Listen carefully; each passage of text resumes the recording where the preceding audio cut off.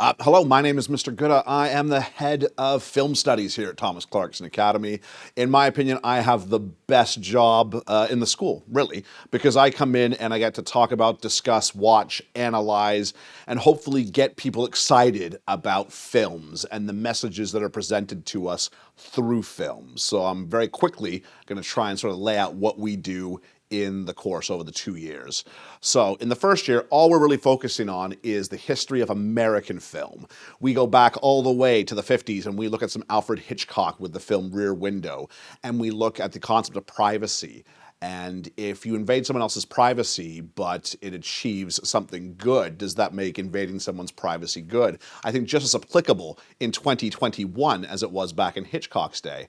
Then we move on to the 1980s and we look at a film called Witness about a tough city cop who has to go undercover with the Amish, who don't believe in electricity. They don't believe in many of our modern customs.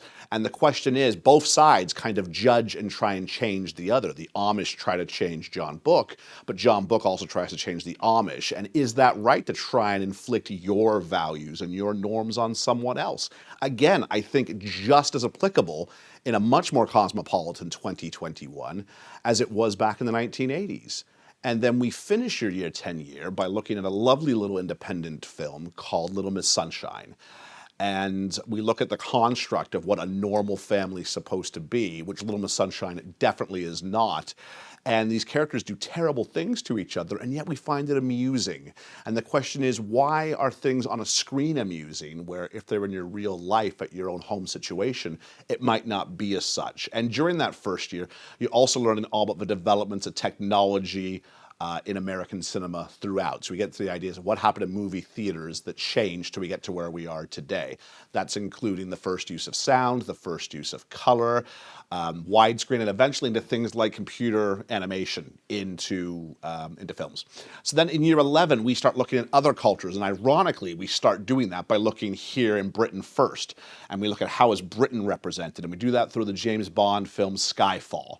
And we look at that version of Britain that we put out there for mass consumption to the Americans and to a global audience about what, for some reason, the stereotype of Britishness becomes. And then we go ahead and look at a film called Slumdog Millionaire, where we look at a British director and a British lead actor, but they tell us a little bit about life in India, modern India, and the slums of Mumbai. And is it right for a British director and a British-born lead star to be part of that representation when they themselves are not native to that representation? And we finally end up by looking at a vampire film from Sweden called Let the Right One In, where that is our one foreign language choice, but we have things like age and gender, where the most powerful character is an adolescent girl, and she is the most physically and violently strong of the group. And what does that do with our usual constructs of representation of age and representation of gender? Those are each done sort of, the year 10 side has one exam, the year 11 side has one exam. They're both examined at the end of your year 11 year, and they're both worth 35%. So a total of 70% so far over 2 exams. The third component is a piece of coursework for which you construct a 2-minute extract from a screenplay from a series of genres that are available, although we tend to lean more towards teen film because that's really what you have access to, it's what you're familiar with, and you more than anybody are probably able to best identify how your generation is represented and then how to do that effectively. And we look at a series of teen films and extracts and screenplays throughout so that you, when it comes time to do your own individual original screenplay, you are able to do that aware of what the expectations are for a Hollywood teen film. Should you do that to a high standard, then the opportunity is there for you to actually go ahead and film that extract. And you can be marked on that. And we take whatever is better between your screenplay and your filmed creation, and we submit that to the exam board.